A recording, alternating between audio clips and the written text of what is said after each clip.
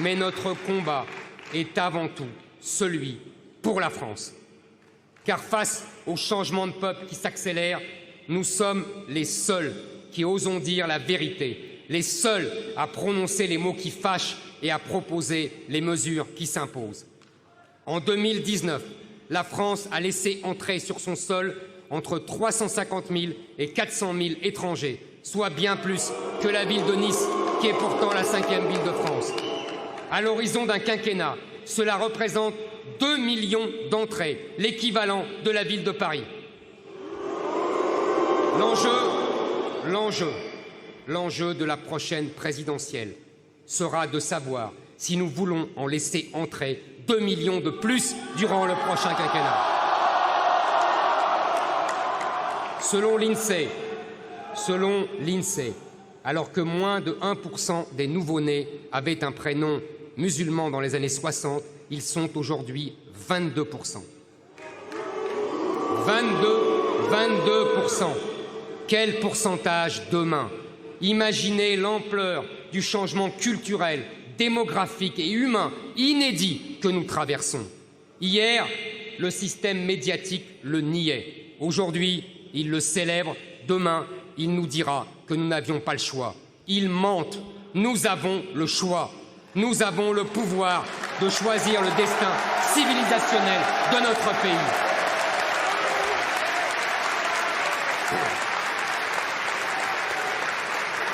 Notre politique migratoire tient en 3 piliers. Le premier, arrêter immédiatement les flux. Dès les premières semaines de mon mandat, l'immigration zéro deviendra un objectif clair de notre politique.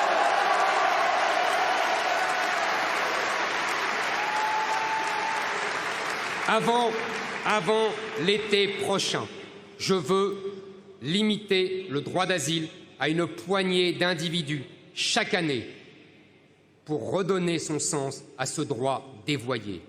Je veux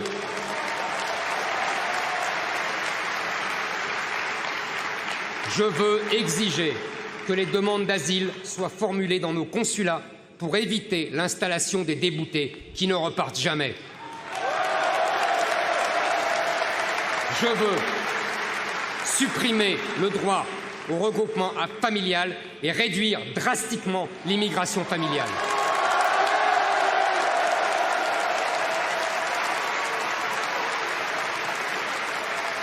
Je veux opérer une meilleure sélection des étudiants étrangers et poser le principe de leur retour à la fin de leurs études. Je veux démanteler les filières d'immigration clandestine, mettre hors d'état de nuire les associations qui ramènent ces migrants en Europe.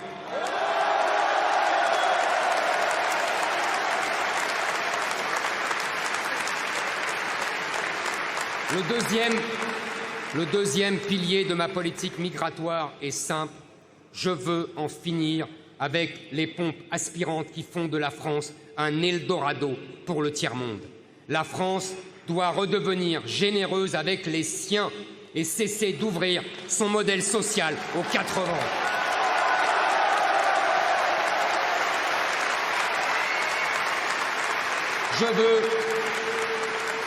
Je veux supprimer les aides sociales pour les étrangers extra-européens, supprimer l'aide médicale d'État.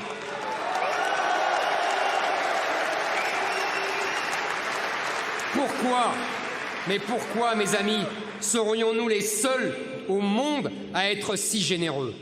Je veux supprimer le droit du sol.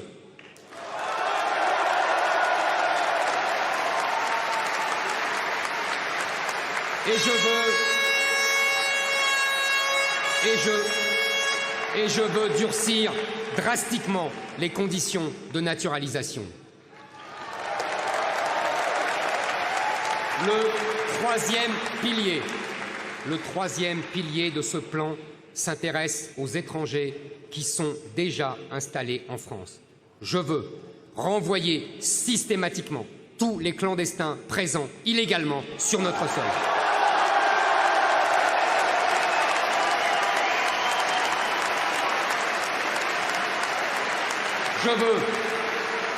Je veux expulser immédiatement les délinquants étrangers qui n'encombreront plus les prisons françaises.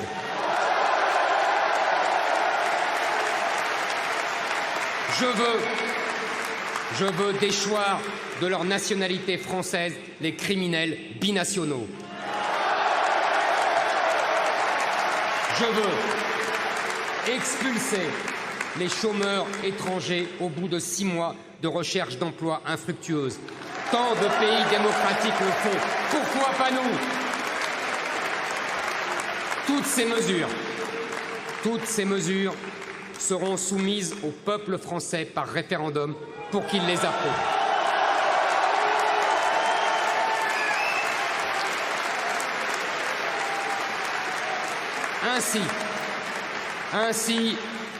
Ainsi sacralisées par le suffrage universel, elles s'imposeront à tous, y compris au Conseil constitutionnel, aux juges européens et aux technocrates de Bruxelles.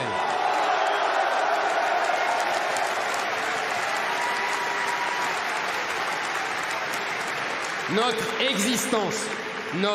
existence en tant que peuple français n'est pas négociable. Notre survie en tant que nation française n'est pas soumise au bon vouloir des traités ou des juges européens. Reprenons notre destin en main.